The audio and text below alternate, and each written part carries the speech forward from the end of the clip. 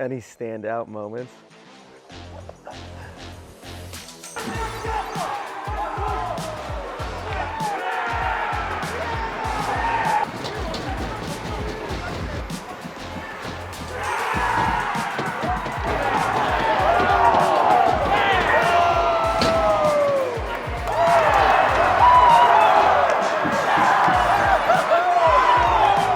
Okay, well, where do we start?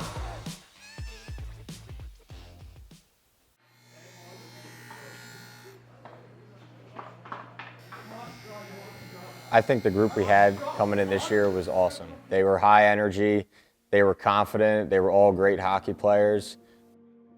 And then the boys returning, we were ready to go. I think we proved a lot of people wrong last year. You could tell everyone was in shape, worked really hard over the summer, and we were excited to get things going when we came into training camp.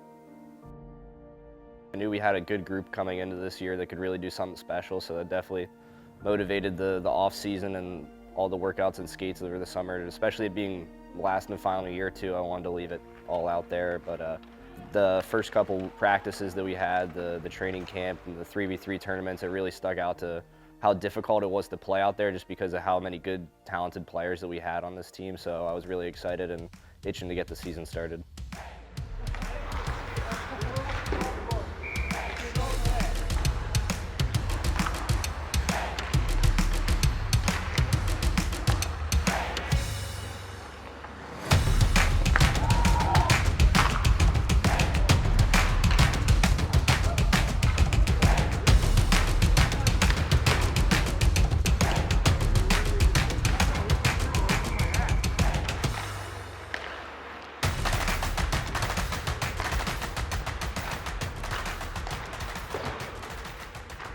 I think that attitude definitely changed a lot over the year. We had a lot of ups and downs, especially at the beginning of the year. We lost a lot of weekends straight in a row.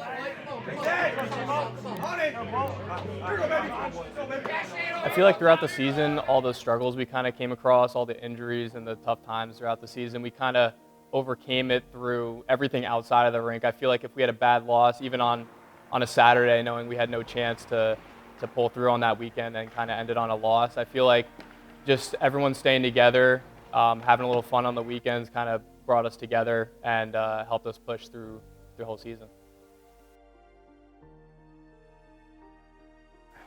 I always think back to our trip to Chicago, which was something new. That was a great trip, except for the fact that the guys tried to leave me behind at the rest stop. But other than that, it was fun. But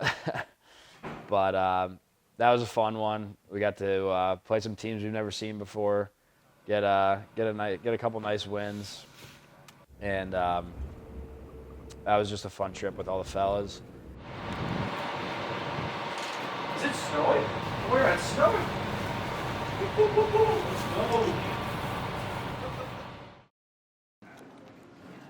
What are we getting today? What are we getting? Roosevelt, pregame little light roast, courtesy of Hampton.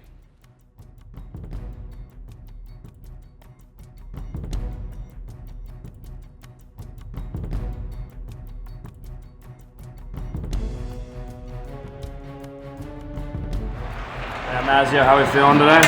Feeling great. Ready for another dub. It's another game of our Chicago Classic 2024 between Arizona State University and Delaware. Pass. Rodriguez shoots. Score!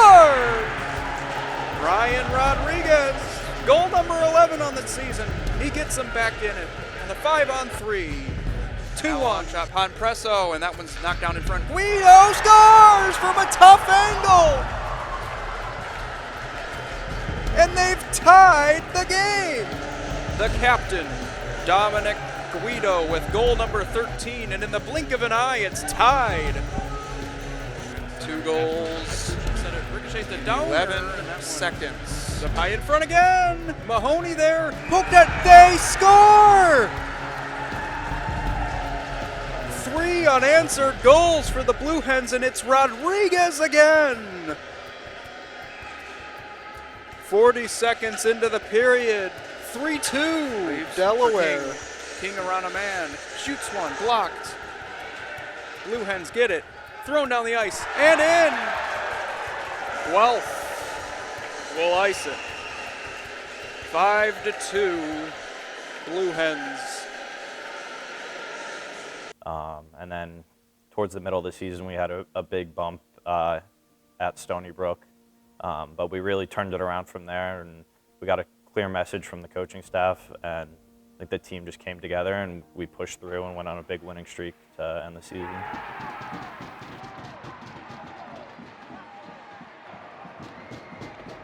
One of my favorite moments from this season, definitely in one of the games after winter break. We knew what we had to do in order to make nationals and make a run at the Eschl Championship. We were down 2 goals versus Syracuse. Final 30. Delaware net is empty. Extra attacker is on. Burke opens fire from distance. That's in! 21 seconds to go. And Brady Burke finds the back of the Syracuse net to make this a 1-goal game. But is it too little too late? When I was out there for the final face-off, and the puck dropped, and I was skating up the ice, and I turned around to see early on a breakaway. Delaware goal, 22nd of the season. Scored by number 22, Ryan Rodriguez.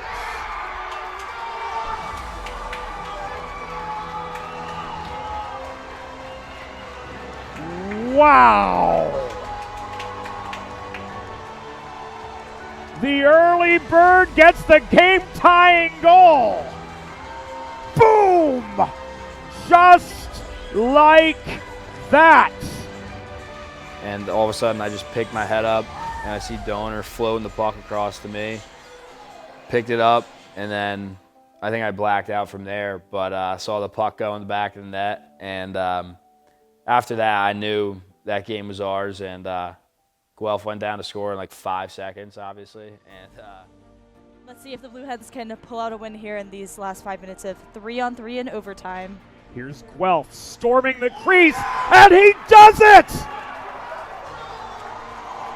Justin Guelph, 8 seconds into overtime, beats Chris Spano to give the Delaware Blue Hens a 4-3 come-from-behind win, one we'll never forget.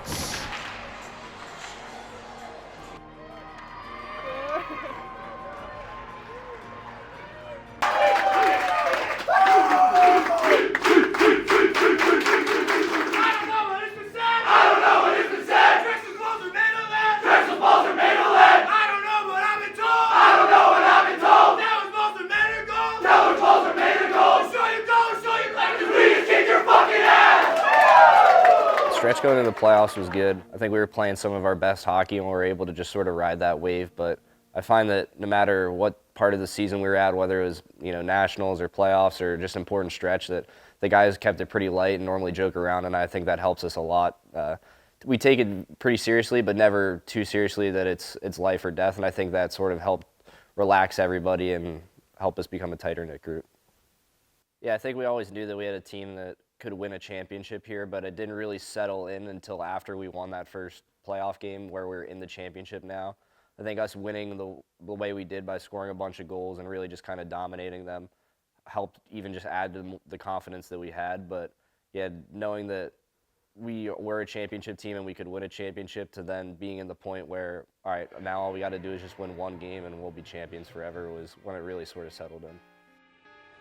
One more time, we join you from the Revolution Ice Center in Pittston, Pennsylvania, as we bring the Eastern States Collegiate Hockey League to the end of its 2-decade run, and it all comes down to the 2025 ESCHL postseason tournament title match between the Syracuse Orange and the Delaware Blue Hens. I feel like there's not one particular speech that was said in the locker room. I just feel like everybody, like the silence spoke for itself. Everybody was just ready, prepared before, mentally, physically, and then once we got on the ice and started playing, it just felt natural. Right into the Finta pads. Guelph not in position for the rebound chance. He controls the puck. Rodriguez shoots and scores!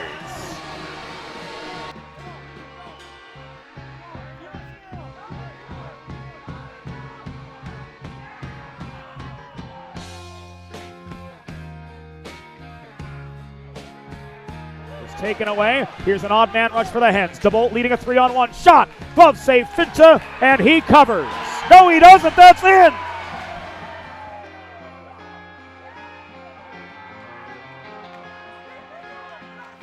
Donor steadies. He lofts this high. Through the middle, icing was waved off by Druckenmiller. And speaking of, that is a third Delaware point for Justin Guelph. He opens fire from distance. He beats A.J. Finta, and the Hens are up 4-2. I think, me personally, I kind of knew we had it in the bag.